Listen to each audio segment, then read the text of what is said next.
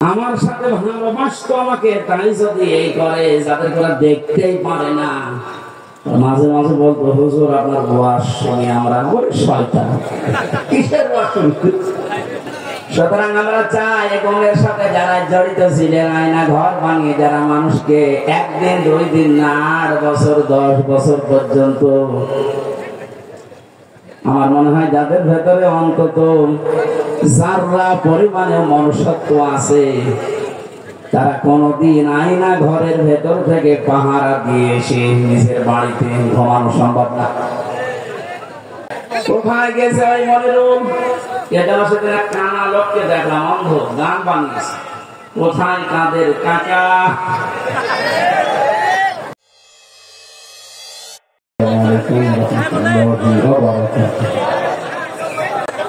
আলহামদুলিল্লাহি রাব্বিল মাশরিকাইন ওয়া রাব্বিল মাগরিবাইন আল্লাযী খালাকা কুল্লা শাইইন যাওজাইন ওয়া আওজাবা আলাইনাল ইহসানা বিল ওয়ালিদাইন ওয়া নাশহাদু আন লা ইলাহা ইল্লাল্লাহু ওয়াহদাহু লা শারীকা লাহু وأشهد أن محمدا عبده ورسوله سيد الكونين صلى الله عليه وعلى آله وأصحابه وأتباعه أجمعين ليلا ونهارا في الطرفين.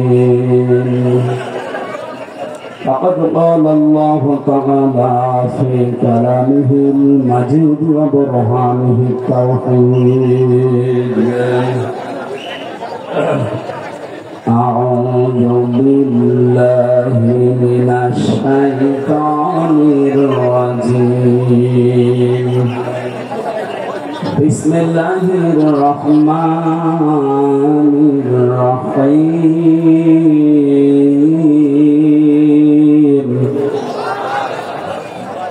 يا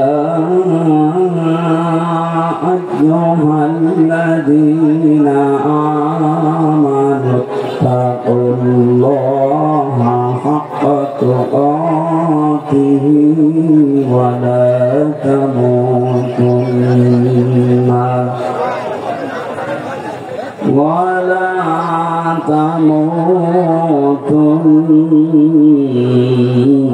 إلا وأنتم مسلمون. صدقت يا ربنا. عن أبي هريرة رضي الله تعالى عنه قال قال النبي صلى الله عليه وسلم من مات ولم يخزو ولم يحدث به نفسه مات على شعبة من النفاق. رواه ابن ماجه. وقال تعالى في شان رسوله وما زادهم إلا إيمانا وتسليما. اللهم صل على سيدنا مولانا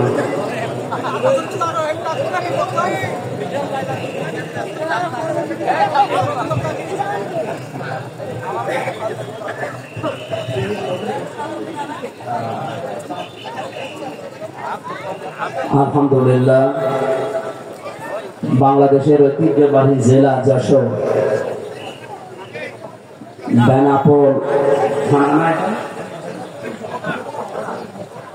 বেনাপোল পোর্ট থানার উদ্যোগে বাংলাদেশ জামাতে ইসলামী দুর্গাপুর ওয়ার্ড 2 নম্বর ওয়ার্ডের উদ্যোগে আয়োজিত তাফসীরুল কোরআন মাহফিলের স্বনামধন্য সভাপতি জনাব আব্দুল মাজিদ আতালাল্লাহু উমরাহু ওয়া বারাকাল্লাহু ফি হায়াতি, মাহফিলের প্রধান অতিথি শাইখুল মাশায়েখ, বিশিষ্ট ইসলামের চিন্তাবিদ, শিক্ষাবিদ, আমাদের অভিভাবক জনাব মাওলানা আজিজুর রহমান, কর্ম পরিষদ সদস্য, বাংলাদেশ জামাতে ইসলামী কেন্দ্রীয় কমিটি। এখানে বসা আছে যশোর পশ্চিমের বাংলাদেশ জামাতে ইসলামীর জেলা আমির মাওলানা হাবিবুর রহমান দামাত বারকাতুহুল আলিয়া। এতক্ষণ পর্যন্ত যারা এখানে আলোচনা রেখেছেন, আপনাদের এই মাহফিলে যার উদ্দেশ্যে, যার মাধ্যমে এসেছি, আপনাদের এলাকার সন্তান, ইসলামিক চিন্তাবিদ যারা মাওলানা এনামুল হাসান বিন নূর, আলোচনা রেখেছেন মাওলানা রবিউল ইসলাম। আমার আগে যারা কথা বলছিলেন আপনারা দেখেছেন যশোরের কৃতি সন্তান, ইসলাম সঙ্গীত শিল্পী, শ্রদ্ধাভাজন ব্যক্তিত্ব আমার বড় ভাই জনাব কবির বিন সামা, আতালাল্লাহু আমরাহু ওয়া বারাকাল্লাহু ফি হায়াতি। এর আগে সুরের জগতে মাতিয়ে রেখেছিলেন যশোরের আর এক কৃতি সন্তান, ইসলামিক সঙ্গীত শিল্পী, বিশিষ্ট আইনজীবী জনাব অ্যাডভোকেট রকনুজ্জামান রকন ভাই। মঞ্চে বসা আছেন অত্র এলাকার সর্বজন শ্রদ্ধাভাজন ব্যক্তিবর্গ। একটা একটা করে নাম বললে অনেক সময় যাবে, আমাদের হাতে সময় কম। আমরা একবারেই সবার জন্য দোয়া চাচ্ছি, দোয়া করছি। ওয়ারাফা'না লাকা যিকরাক। আল্লাহ যার যা ঈমান আমল আছে সে অনুযায়ী দুনিয়া আখিরাতে তার সম্মান মর্যাদা যেন আরো বাড়িয়ে দেয়, বলেন আমিন।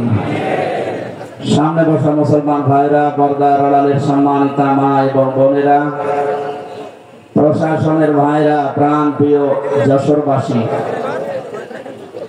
আল্লাহর দরবারে শুকরিয়া জানাচ্ছি যিনি একটা বিশাল পাথর আমাদের বুকের উপর থেকে নামিয়ে দিয়েছে।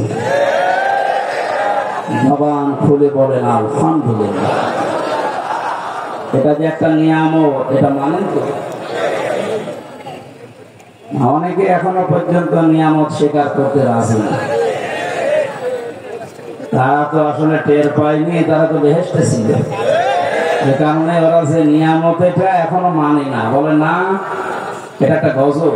হ্যাঁ, ওয়ালা ইয়াজিদু যালিমিনা ইল্লা খাসারা। জালেমদের জন্য দিন যত যাবে এই দেশে এখন তাদের ক্ষতি বৃদ্ধি হতে থাকবে। কারণ কি, আনুনাজ্জিলু মিনাল কুরআনি মা হুয়া শিফাউন ওয়া রাহমাতুল লিল মুমিনিন। এই কোরআনে কারীম নাযিল করার ধারাবাহিকতায় আল্লাহ এমন এমন বিধান দিয়েছেন যেগুলো মুমিনদের জন্য শিফা, রোগ মুক্তির কারণ। ব্যক্তি, পরিবার, সমাজ এবং রাষ্ট্রে যে রোগগুলো আছে কোরআনে কারীম দিয়ে আগামীতে সবগুলো সংশোধন করা হবে ইনশাআল্লাহ। বৈষম্য বিরোধী ছাত্র আন্দোলনে যারা শহীদ হয়েছে, জীবন দিয়েছে, আহত অবস্থায় এখনো হাসপাতালে আছে প্রায় 2700-র উপরে, আমি জানি 17,500 উপরে প্রায় মারা গেছে এই দেশে। না, মারা যায়নি, শহীদ হয়েছে, মারা গেছে। যে মানুষগুলো জীবন দিয়ে গেল, অনেকে এখনো পর্যন্ত স্বীকার করে না যে এরা শহীদ। আপনি ভুল পথে আছেন।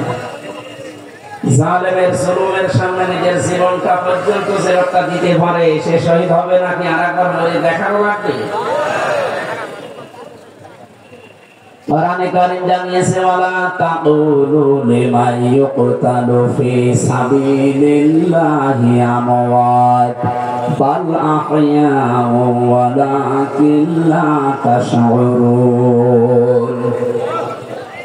সূরা বাকারার 154 নম্বর আয়াতে আছে।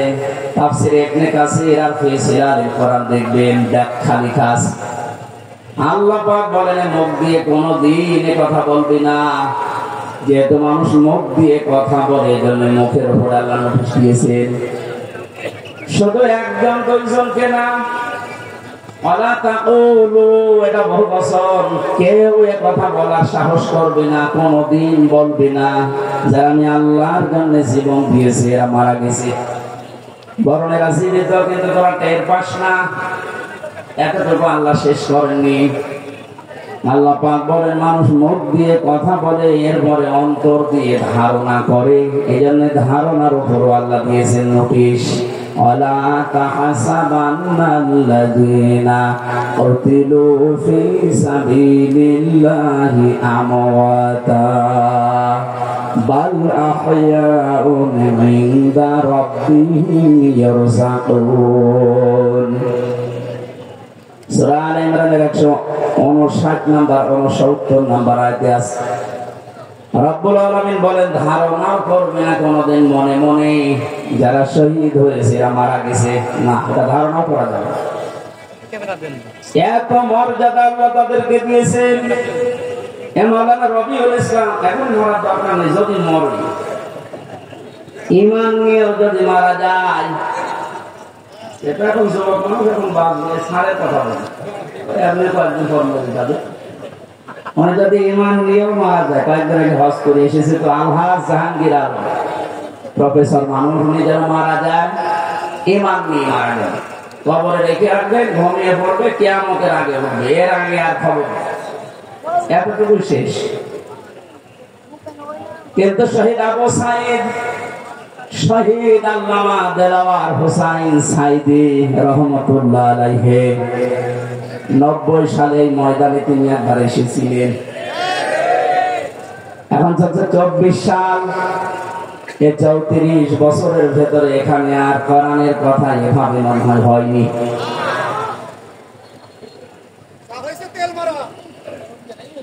এই মানুষগুলোর নাম বললাম, ওনারা প্রফেসর জাহাঙ্গীরের মতো শুধু ঘুমিয়ে থাকবে কবরে না, আল্লাহ বলেন ওরা জীবিত থাকবে। ইনদা রাব্বিহিম ইয়ারযাকুন, ওরা তাদের রবের কাছে রিজিক খাবে। সুবহানাল্লাহ।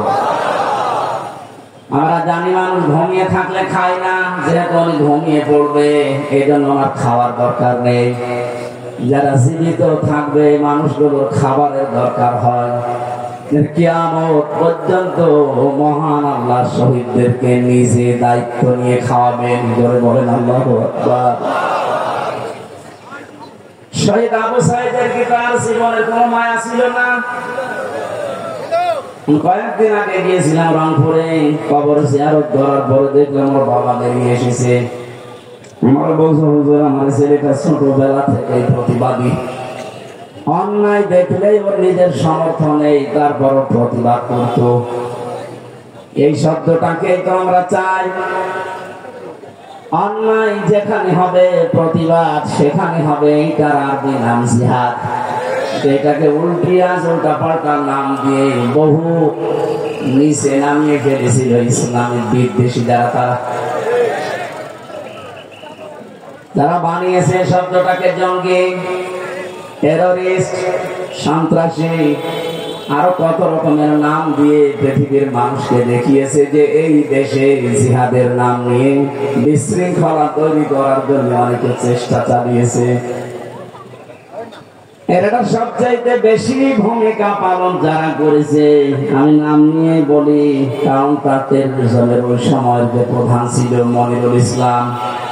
আমার যতটুকু বাস্তবতায় জ্ঞান আছে কোরআন আর হাদিসের উপরে, এই লোকটার অ্যাক্টিভিটিস, এই লোকটার কাজ কামের কারণে, এই তৎপরতার কারণে যত মানুষের জীবন এ দেশে নষ্ট হয়েছে, গুম হয়ে আছে। এখান থেকে একজন গুম হয়েছে,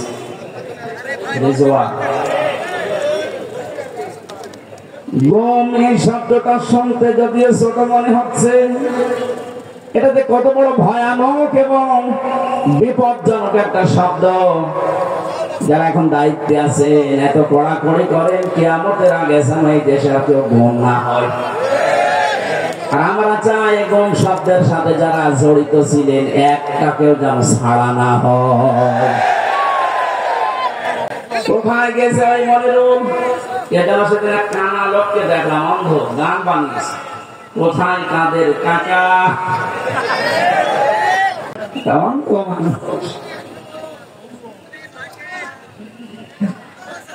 সুতরাং আমরা চাই এর সাথে যারা জড়িত ছিলেন, আয়না ঘর বানিয়ে যারা মানুষকে একদিন 2 দিন না 8 বছর 10 বছর পর্যন্ত, আমার মনে হয় যাদের ভেতরে অন্তত যারা পরিমাণে মনুষ্যত্ব আছে, তারা কোনদিন আয়না ঘরের ভেতর থেকে পাহারা দিয়ে এসে নিজের বাড়িতে ঘুমানো সম্ভব না।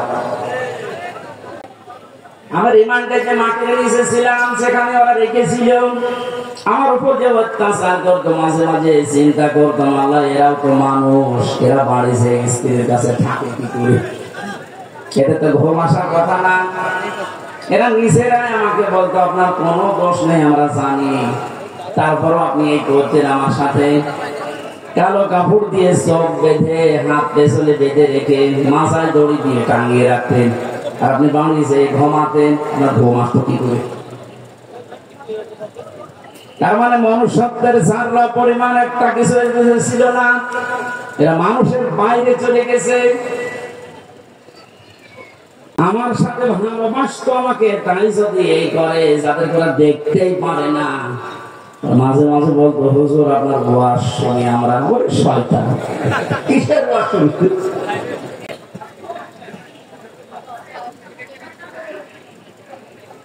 আমি এখান থেকে একটা মেসেজ দিতে চাচ্ছি, যেহেতু রেকর্ড হচ্ছে। আর শুধুমাত্র হারুন, বিপ্লব, বেনজির এদেরকে নিয়ে আলোচনা হচ্ছে না, আলোচনা বেশি হওয়া দরকার টাক মনিরুলকে নিয়ে। বহু মানুষের জীবনে লোকটা নষ্ট করেছে এই জঙ্গি নাটক সাজিয়ে, বিশ্বের কাজে দেখাতে চেয়েছে হ্যাঁ এদেশে এরকম কিছু আছে। 2 টাকা খরচ হলে সেখানে 20 টাকা রাষ্ট্রের খরচ করেছে। এই লোকটা শাস্তি হওয়া দরকার, নয়তো সামনে এরকম বহু শয়তান পেতে আছে, ওরা এসে আবার এটা চালু করবে। এটা যদি সেভাবে শাস্তি দেওয়া দরকার এভাবে দেওয়া যেত, সামনে এসে অন্যায় হবে বলে আশা করছি বন্ধ হয়ে যেত। কথা বলে ঠিক কিনা? আমার মনে হয় আয়না ঘরটা একেবারে বিলুপ্ত না করে রেখে দেওয়া দরকার।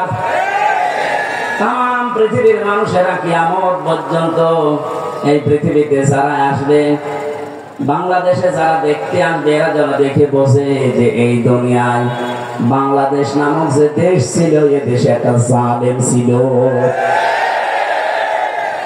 1628 জন মানুষ দায়িত্বে ছিল, তার ভেতরে একজনের হাত খোলা ছিল, আর বাকি 1627 জন মানুষের হাত সব বাঁধা ছিল।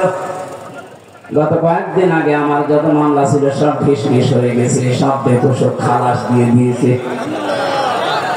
আমি মনে করলাম মাননীয় আদালতকে প্রশ্ন করে যে মাননীয় আদালত, এই মামলা তো 3 বছর আপনার কাছে ছিল, প্রত্যেক মাস 2 মাস 3 মাস পরে পরে মামলা আপনার কাছে আসতো, 3 বছরে কতবার এসেছে, আপনি কোনদিন এই মামলার রায় দিলেন না। বলতেছে হাত বাঁধা। এখন হঠাৎ করে রায় দিয়ে শুধু রায় না বেকসুর খালাস, তার মানে আপনি প্রমাণ করে দিলেন যে আমার কোনো দোষ নেই।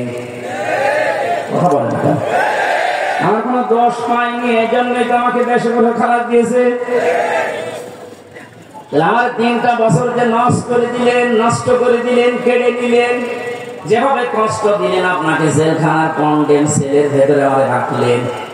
আমি চাই আমার মামলার আয়ু ওই নিজাম থেকে শুরু করে একেবারে উপরে যিনি বসা ছিলেন, যারা এর সাথে জড়িত, প্রত্যেককে আমার মতো 3 বছর শাস্তি দেওয়া হোক। বেশি করে ফেললাম, হ্যাঁ বেশি।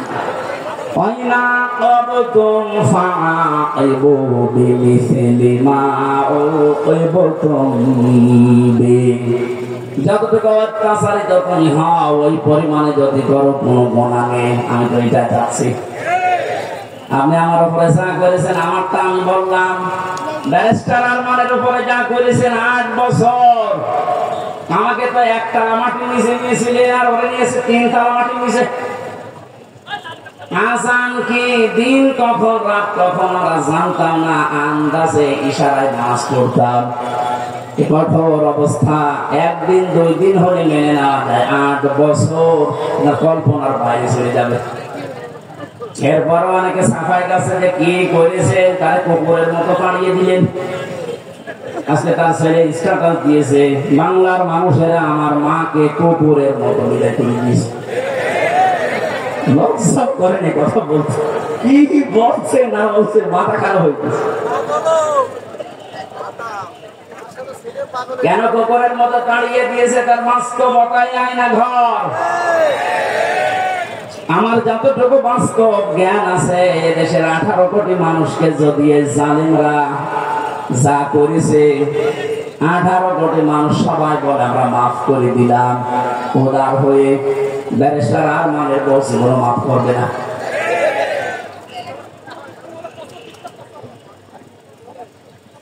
যে লোকটা নিজের জীবন এভাবে দিয়ে শাহাদত বরণ করলেন, বাংলার হাজার হাজার মানুষকে মুক্ত করার জন্য মুখ খুলে কথা বলা, বুক ফুলিয়ে বেড়ানো, এই সুযোগ যিনি করে দেওয়ার জন্য উৎসাহ দিলেন শহীদ আবু সাঈদ।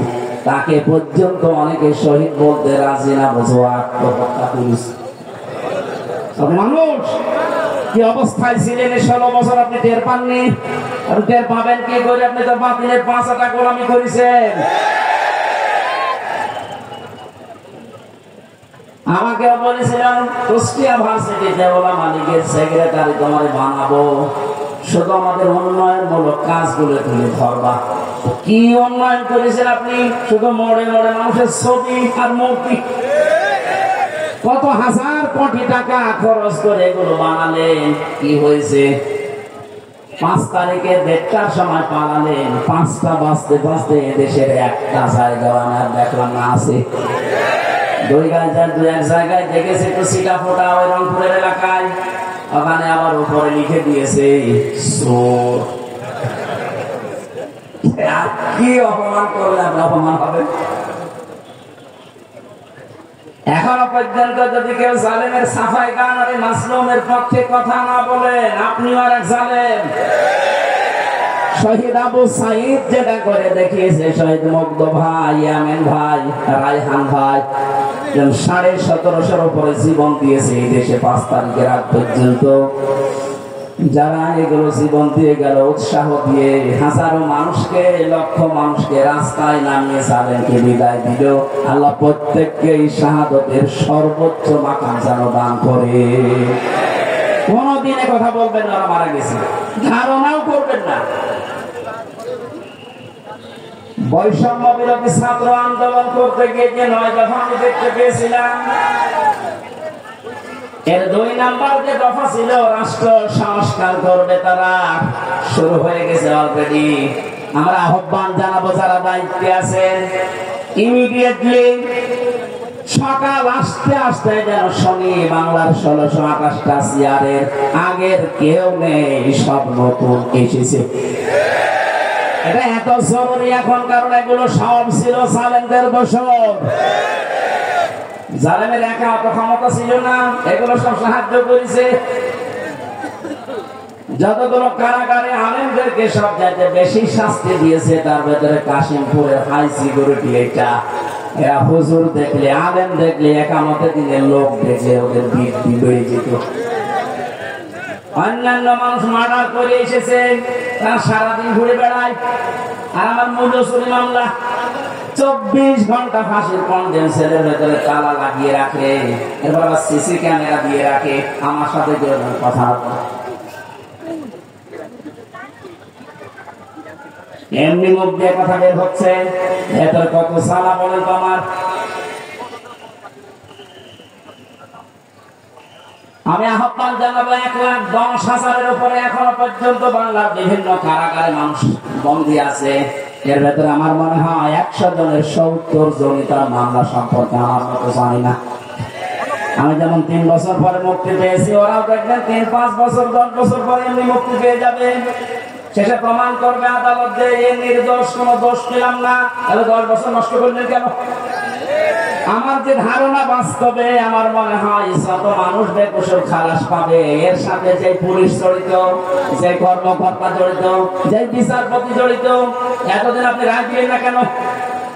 বলেন আমার হাত বাঁধা। হাইকোর্টের বিচারপতি যদি বলে আমার হাত বাঁধা, চেয়ারে বসার দরকার কি? চালিয়ে খান। যেহেতু 1628 সালের মাত্র একটা হাত খোলা ছিল, বাকি সব বাধা ছিল। আমার বিচারপতি আমার এই কথাই বলতো, হুজুর কি করবো, এতদিন হাত বাধা ছিল, এখন হাত খুলে গেছে, এজন্য কোনো কিছু দেখতে পাই। আমার মামলাটা এভাবে দেখার পরে বলছে কি নিয়ে বিচার করবো, কোনো মাল নেই, খালাস দিয়ে দিলাম। ওনার যেমন হাত খোলা, এখন ন্যায় বিচার করার সাহস পাচ্ছে, শক্তি পাচ্ছে। সারা দেশে যত চেয়ার আছে কারো হাত আমরা বাধা দেখতে চাই না, সব খোলা দেখতে চাই। কালকে আমার রাতে ছিল চৌগাছা, ওসি সাহেব এসে আমার সাথে খাবার খাবে বলে আকাঙ্ক্ষা পেশ করেছেন, খাবার খাবো। দেখা করার পর বলছো, হুজুর আমি আপনাকে এই থানায় এই কয়েক বছর আসতে দেয়নি, আমার মাফ করে দেন। আমার কিছু করার নেই, আমার হাত বাঁধা ছিল। শুধু এসি না, এদেশের 1628 জন যে বলছে, আমি হিসাব করে করে দেখেছি, 64 জেলার 64টা DC, SP, SP, UNO, OC, MP, মন্ত্রী, উপজেলা চেয়ারম্যান, মেয়র, এগুলো হিসাব করে মিলাবেন, দেখবেন কলম খাতা দিয়ে 1628 জন হবে। এই মানুষগুলো এখন সব যে হাত খোলা, আমরা চাইছি এদের হাত কিয়ামতের আগে যেন কেউ বেঁধে দিতে না পারে, তাহলে ন্যায় বিচার কায়েম হবে। আর পরিপূর্ণ যদি দেখতে চান তাহলে করা লাগবে। কথা বলেন না কেন? অনেকে প্রশ্ন করে, কয়েকদিন আগে আপনি সিঙ্গাপুরে, মালয়েশিয়া গেলেন, ওখানে তো কোরআনের আইন চলে না, ওখানে তো ন্যায় বিচার আছে। হ্যাঁ আছে, 100%। ওরাও আন্দাজের উপরে মানুষের কথা শুনে অনেক অবিচার করে, আমি নিজে দেখেছি। কারণ ন্যায় বিচার কায়েম করার জন্য এইটার বিকল্প পৃথিবীতে কিছু নেই। আমান হাকামা বিহি আদালা, যারা কোরআন দিয়ে বিচার করে এরা ন্যায় বিচার কায়েম করতে পারে। সুতরাং পৃথিবী যেখানে এইটা কায়েম না হবে, 100% আপনি ন্যায় বিচার পাবেন না। 53 বছর তো দেখতে পেলেন, এই যে মাওলানা আজিজুর রহমান মুরব্বী বসে আছে, 53টা বছরই হয়তো উনি দেখেছে, ওনার বয়সটা দেখছি। বাবা চালিয়েছে উনি দেখেছে, স্বামী চালিয়েছে উনি দেখেছে, চাচা চালিয়েছে উনি দেখেছে। আমাদের তো 92 সালে জন্ম, চাচা পর্যন্ত মনে হয় হয়নি, কিন্তু ববুরটা আর ভাবিরটা তো দেখলাম। কথা বলছে না কেন? 53 বছরে কি হয়েছে সব দেখতে পেলাম, বিশেষ করে এই দুইটাম কাঙ্ক্ষিত মানে কি আসে কাজ সবই দেখেছি। কারণ মুখে মুখে খালি বড়ি হয়েছে, উন্নয়নের মহাসড়কে দেশ চলছে। যারা আহ্বান জানাচ্ছে, এখন শুধু বাকি আছে এইটা দিয়ে দেশ চললে কেমন দেখা যায়। এটা দিয়ে যেন বাংলার 56,000 বর্গ মাইল চলে, আর কেমন দেখা যায় এটা দেখে মরার খুব ইচ্ছা আমার। কার কার ইচ্ছা আছে এটা দেখতে হাত তোলেন তো, লিল্লাহি তাকবীর। আমরা হাত তুলবেন না, সামনে কিন্তু আসছে এটা দেখা, লিল্লাহি তাকবীর।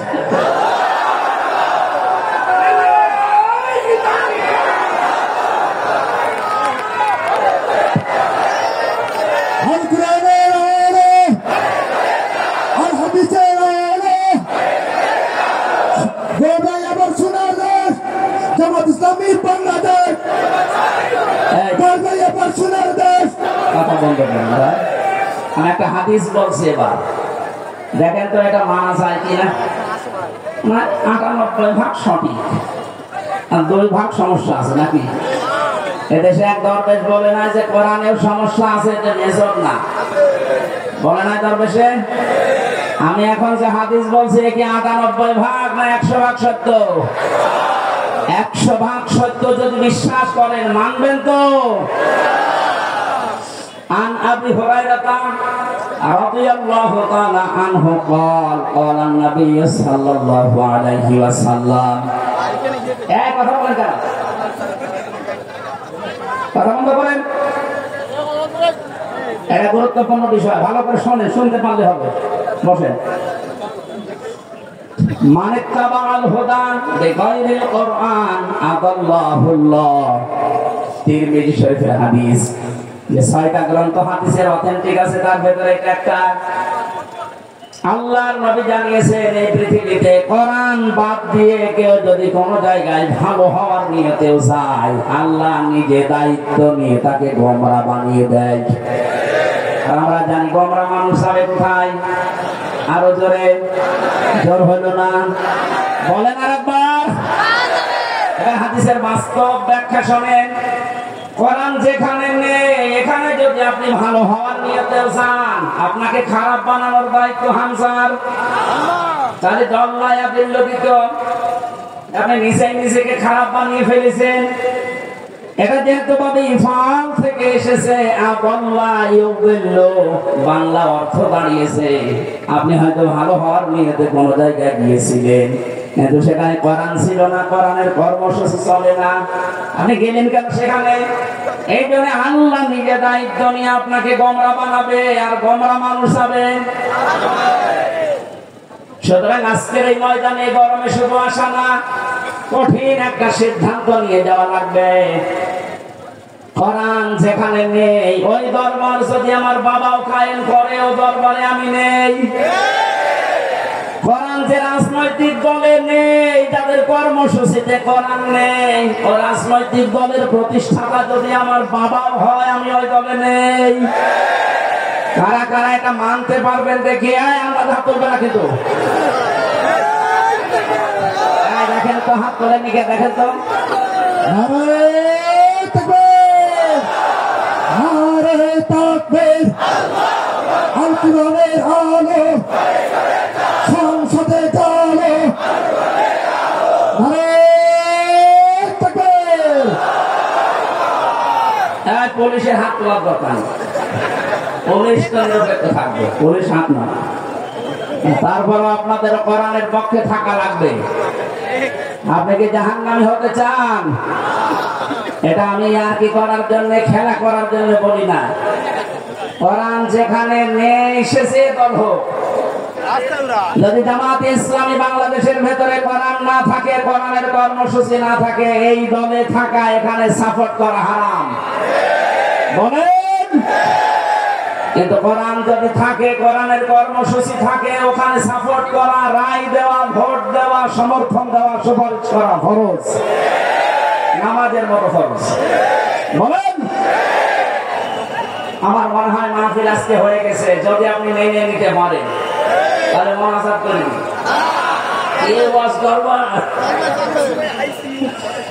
আজকে আমরা তেলাওয়াত করেছি গুরুত্বপূর্ণ একটা আয়াত, সূরা আলে ইমরানের 102 নম্বর আয়াত।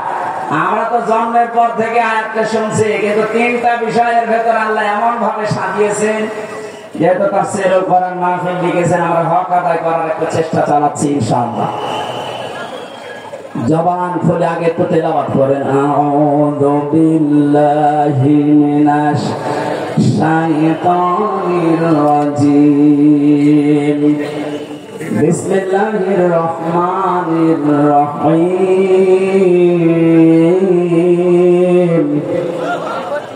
ইয়া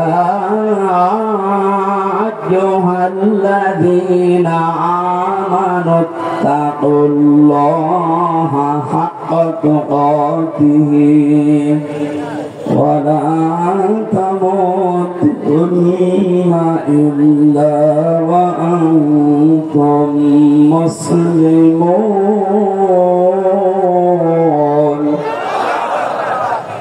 সূরা আলে ইমরান নামকরণ আছে, ঐতিহাসিক প্রেক্ষাপট আছে, বাস্তবতার কিছু শিক্ষা আছে। সবগুলো বলতে গেলে আবার আজান হয়ে যাবে। আমি শুধু এখান থেকে যে শিক্ষাগুলো বের করতে পেরেছি, ওইগুলো আপনাদেরকে আমি শোনাচ্ছি। আল্লাহ প্রথমেই ডাক দিয়েছেন শুধু ঈমানদারকে। এই আয়াতের মুখাতেব যারা, তারা ঈমানদার। কোনো বেঈমান এই আয়াতের ভেতরে নেই। এখানে যদি কোনো বেঈমান থাকে, আপনি চলে যান। দেখেন তো কোনটা যাচ্ছে না, এটা না। বেঈমানের আর ঈমানের কি পার্থক্য? মানে আমি যে ঈমানদার, এটা বোঝা যাবে কখন? ইযা সাররাতকা হাসানাতুকা ওয়া সাআতকা সাইয়্যাতুকা ফাআনতা মুমিন। সাহাবী প্রশ্ন করলেন, হে নবী, আমার যে ঈমান আছে, আমি কিভাবে টের পাবো?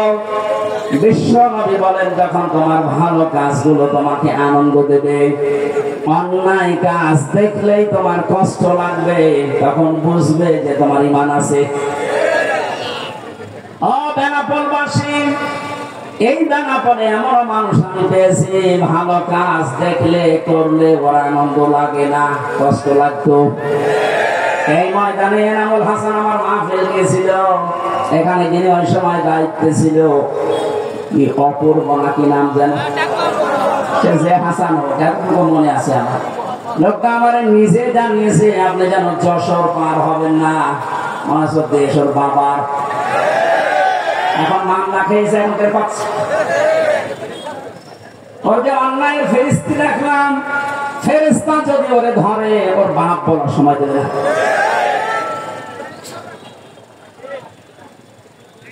আল্লাহ গজব থেকে যে আপনাদেরকে বাঁচিয়েছে, এখন যিনি আছে মনে হয় আল্লাহর ওলি হবে। আল্লাহ ওনাকে হায়াতে কাজে বাসিহাত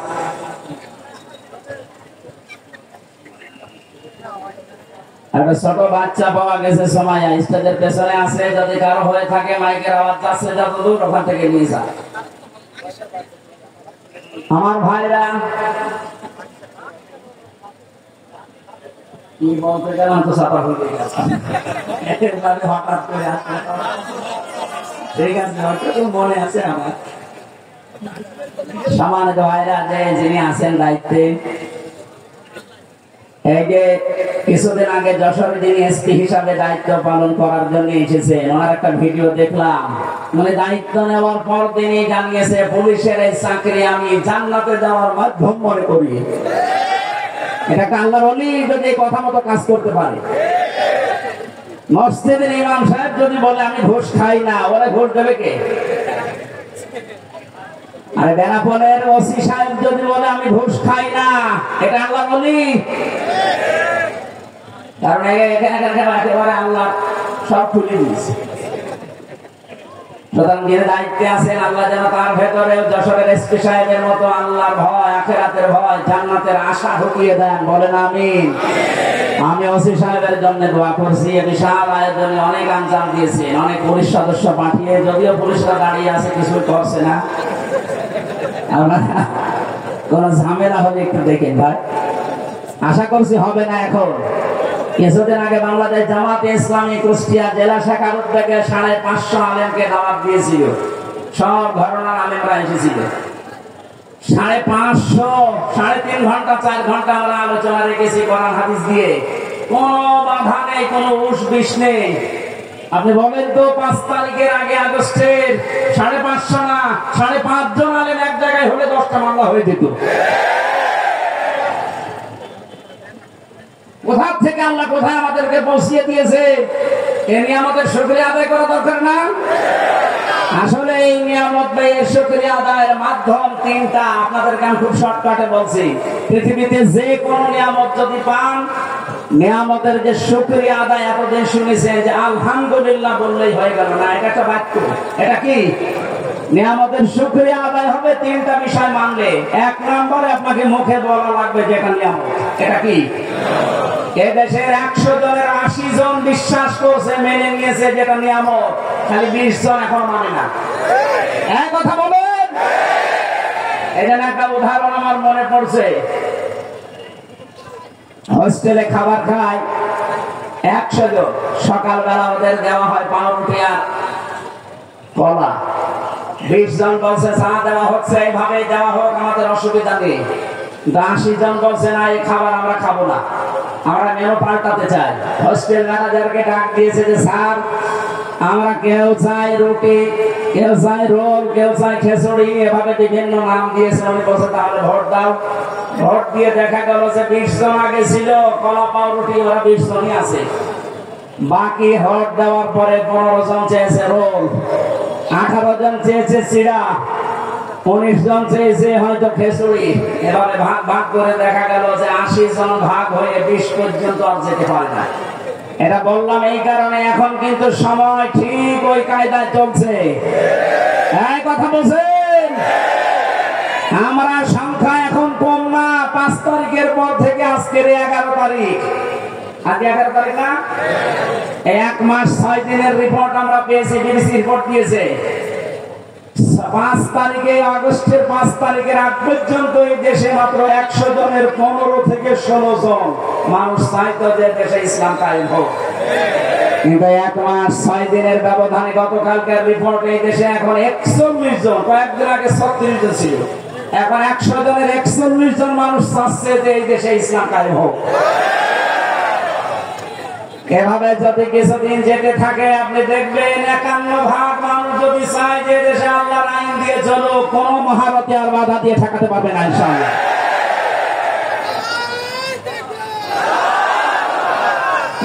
আমার কথা শেষ করতে পরে বসান। সম্মানিত ভাইরা, আমরা 80 জন, এরপরও আমরা 20 জনের সাথে পারছি না, কারণ ওরা সব এখনো কলা পাউরুটি আছে। কথা বলেন, আমরা 80 জন যদি এখন ভাগ ভাগ হয়ে 15, 17, 18, 19 যায়, 20 পার হতে না পারি, কিয়ামতের আগে কিন্তু এদেশে আল্লাহর বিধান আসবে না। আমরা চাই ছোটখাটো বিষয়ে সব মতবাদ এদের পরবর্তী আয়াতে এই কথাগুলো আল্লাহ দিয়েছেন, তোমরা সবাই মিলে ঐক্যবদ্ধ হয়ে আল্লাহর রজুকে আঁকড়িয়ে ধরো।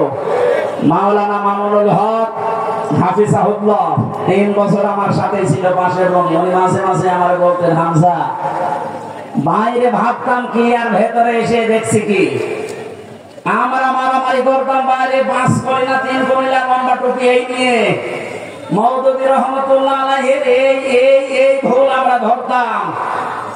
কেউ হাত বাঁধা নিয়ে, কেউ মানাসাত নিয়ে ফতোয়াবাজি করতাম। আর এখানে এসে বাস্তবতায় কি দেখছি, বাইরে যদি যেতে পারি, কথা দিয়ে গেলাম তোমার সাথে, বাইরে যেতে পারলে সব ছোটখাটো বিষয় বাদ আমরা সব এখন আল্লাহর দ্বীনের জন্য এক হব।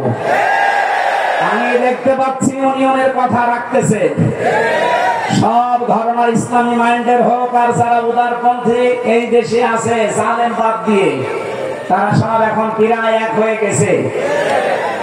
যেহেতু এটা ফরজ উনি উপলব্ধি করেছে, উনি তো আর আমার মতো ছোটখাটো হুজুর না, শাইখুল হাদিসের বেটা শাইখুল হাদিস। এক কথা বলে না কেন, যে সিদ্ধান্ত নিয়ে এগিয়ে এসেছেন।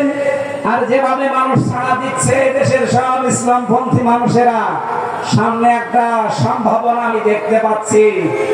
ভেতরের অবস্থাটা বাইরে এসে এখন যেটা বুঝলাম, আমার আল্লাহ মনে হয় চাচ্ছেন যে তার কালাম দিয়ে আমাদের এই দেশটা চলুক। এই জন্য পাঠাতে হবে ডিপজলকে, মিশা সওদাগরকে, পরিমণিকে পাঠাবেন, যাকে মাওলানা আজিজুর রহমান। কথা বলেন,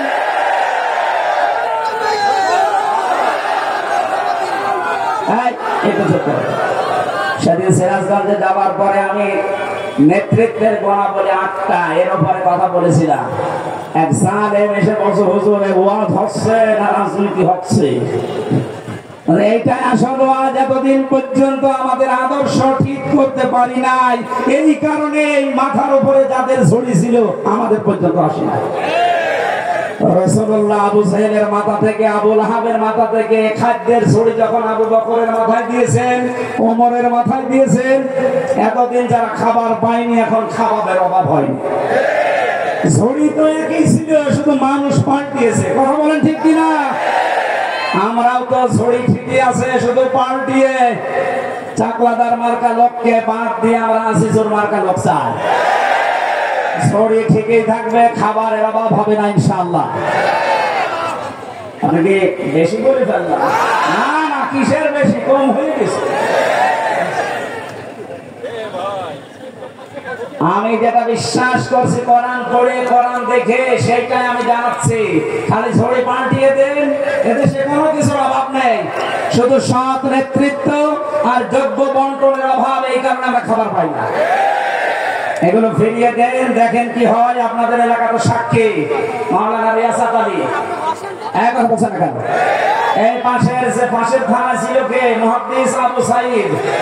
এর চাইতে জ্বলন্ত সাক্ষী আর কি চান? দিয়ে দেখেন তো এরকম মানুষকে। আমি কথা দিয়ে যাচ্ছি, যদি যা বলছি না মেলে, আমি জীবনে মাহফিলে আর করার কথা বলবো না, আপনাদের মতো হয়ে যাবো। যান। এই জন্য আল্লাহ ভালো কাজ দেখলে যদি আমাদের ভালো লাগে, আনন্দ লাগে, অন্যায় দেখলে যদি কষ্ট লাগে, দুঃখ পান, বুঝবেন যে আপনার ভেতরে আর যা থাক ঈমান আছে। এইরকম ঈমানদারকে আল্লাহ ডাক দিয়েছেন, ইত্তাকুল্লাহ, আমি আল্লাহকে ভয় করো। তাকওয়ার ব্যাখ্যা এতদিন পর্যন্ত কি শুনেছেন আমি জানি না। অনেকে মনে করে তাকওয়া মানে বিশাল সোফা গায়ে দিয়ে, পাগড়ি মাথায় দিয়ে, হাতে একটা তসবিহ নিয়ে শুধু সারের মতো পান খাবে। না, আমি দেখেছিলাম বাস্তবে পাবনা একবার, এক হুজুর আমার আগে ওয়াজ করছে, আমার ভাইরা, আমার এই পীর এত বড় আল্লাহর ওলি, প্রতিদিন 30টা করে পান খায়, প্রতি পানে হাতি বুলটা খায়। মরিদা বলছে সুবহানাল্লাহ। এইটাই যদি সুবহানাল্লাহ হয়, নাউজুবিল্লাহ হবে তোমাদের দায়। আপনাদের এলাকায় যেহেতু এই জিনিস তৈরি হয়, এই জন্য ওই জিনিসের কথা তো বলা যাচ্ছে না। এটা কি এখনো তৈরি হচ্ছে? আমি আকিস গ্রুপে চাকরি করতাম আদিন হাসপাতালে ঢাকাতে, ডাক্তার মোহাম্মদ মহিউদ্দিন আকিস সাহেবের বড় ছেলে। বলেছিলাম, স্যার এই অখাদ্য কুখাদ্য একটু বাদ দিয়ে অন্তত খাদ্য তৈরি করেন মানুষের। মনে হয় এটা বেঁচে দেওয়ার কথা। কি করেছে আমি তো 3 বছরের ভেতরে আমি আর জানি না। এই যে এইরকম দৃশ্য দেখলে আমরা আল্লাহর ওলি মনে করি, তাকওয়াবান মনে করি না। তাকওয়া হচ্ছে যেখানে যিনি দায়িত্ব পালন করবেন ওই জায়গাতে শিক্ষা এবং ভিক্ষা নিয়ে, কথাগুলো খেয়াল করে, যেখানে যেই লোকটা বসবে দায়িত্ব পাবে ওই বিষয়ের উপরে তার শিক্ষা লাগবে, প্রশিক্ষণ লাগবে এবং বাস্তবে সে যেন সুচারুরূপে কাজটা আঞ্জাম দিতে পারে। এর আরবি নাম তাকওয়া। এইটাই করতে চাই বাংলাদেশ জামাত ইসলামী এবং ইসলামী ছাত্র শিবির। আমি বাস্তব দেখছি, এই কারণে বলছি, যোগ্যতা সম্পন্ন মানুষ শিক্ষা এবং ভিক্ষা দিয়ে জায়গায় তুলে দেন, আল্লাহর কসমে দেশটা দাঁড়িয়ে যাবে ইনশাআল্লাহ। একটা নাস্তিক আল্লাহ বিশ্বাস করে না, অধ্যাপক আনিসুর রহমান, এর একটা ঘোষণা দিয়েছে, বাংলাদেশ জামাত ইসলামী এবং ছাত্র শিবিরের হাতে 5টা বছর তুলে দেন। উনি গ্যারান্টি দিচ্ছে দেশে দুর্নীতি, চুরি, অন্যায়, অবিচার সব 5 বছরে বিদায় নিয়ে চলে যাবে। আল্লাহ বিশ্বাস করে না এই লোকটা এই কথা বলতে পারে। আর আপনি একটু নামাজও তো পড়েন, নামের আগে হাসি আছে, তাও আপনি বিশ্বাস করেন না। আপনি ফিরে এসে দেখেন কি হয়। আমার বংশের 100 জনের 98 জন ছিল এই সালের পক্ষে।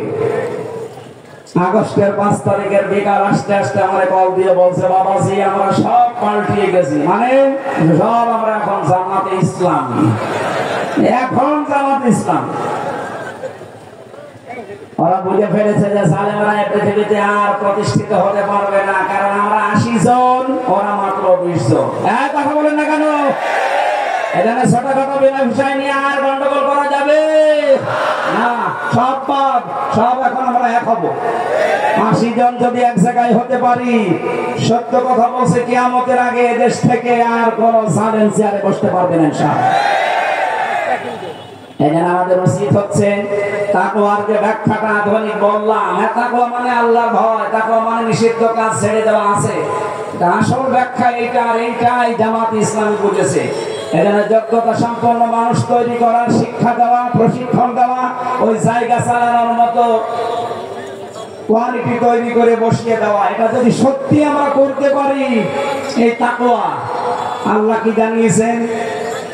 আল্লাহ হালাল কুরা আমানু ওয়াত্তাকাউ লাফাতাহনা আলাইহিম বারাকাতিন মিনাস সামাই ওয়াল আরদ। আল্লাহ বলেন, আমার উপর ঈমান আনার পরে যদি তাকওয়া অবলম্বন করতে পারো, তার মানে এইভাবে যেভাবে প্রশিক্ষণ দিয়ে 3 মাস 6 মাস 1 বছর পরে পরে খুঁটি বানায় একটা, এভাবে যদি তৈরি করে নিতে পারো, আমি আল্লাহ গ্যারান্টি দিচ্ছি, লাফাতাহনা লামে তাকিদ সুপারলেটিভ ডিগ্রি, এটা যত রহমত বরকতের দরজা আকাশ জমিনে আছে আমি আল্লাহ সব খুলে দেব। জোরে বলেন সুবহানাল্লাহ। এটা আমরা দেখতে চাই না, চাই না?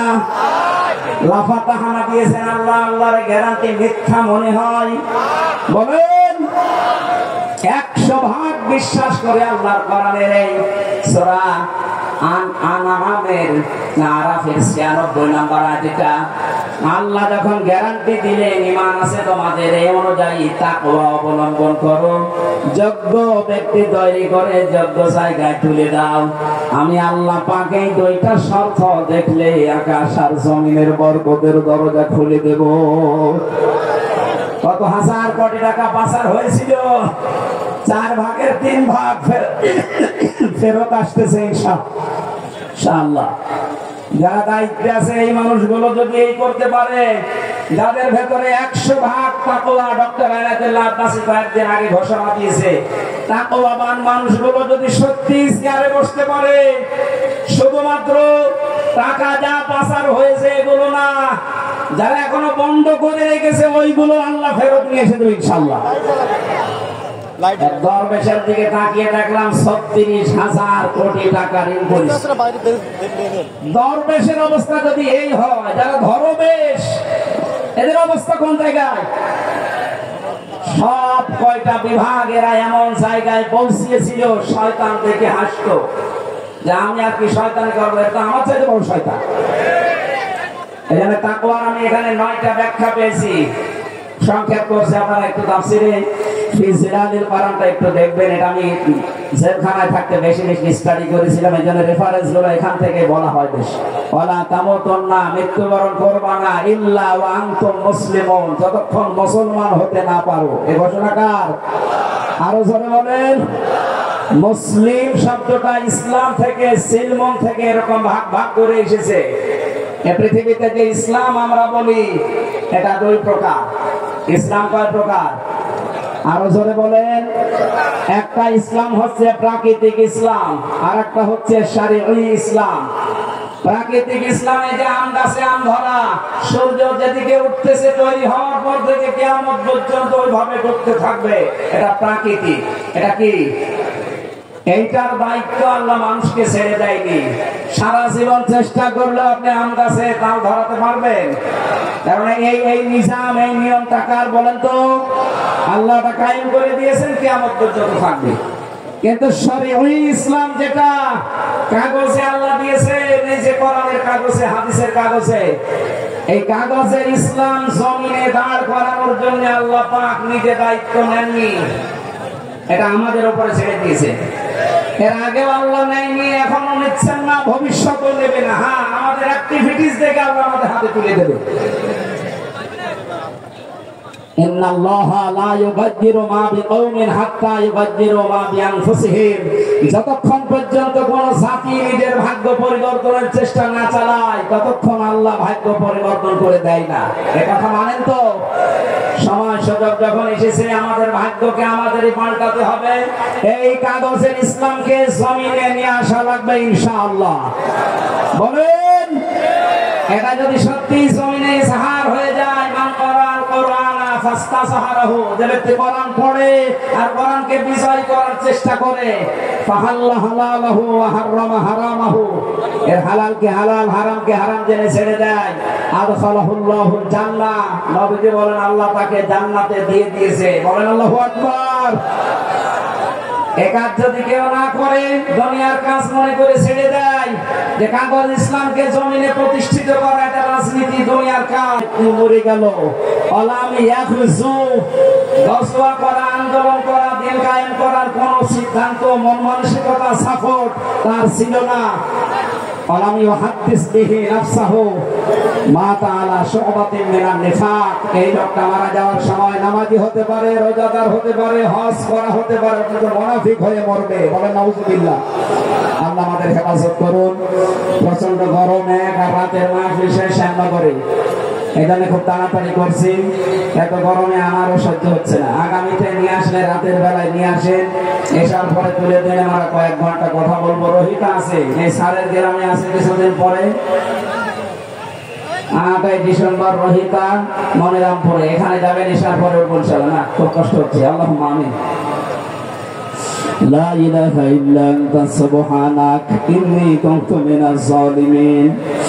এই মাথাটা নিচু করেন, মাথা নিচু করেন, চোখ বন্ধ করেন। মা বোনেরা সহ যে যেখানে আছেন, আমার 100% বিশ্বাস হচ্ছে আজকের মোনাজাত কবুল হবে ইনশাআল্লাহ।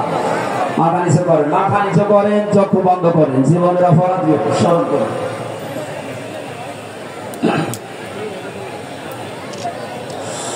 ربنا ظلمنا أنفسنا وإن لم تغفر لنا وترحمنا لنكونن من الخاسرين।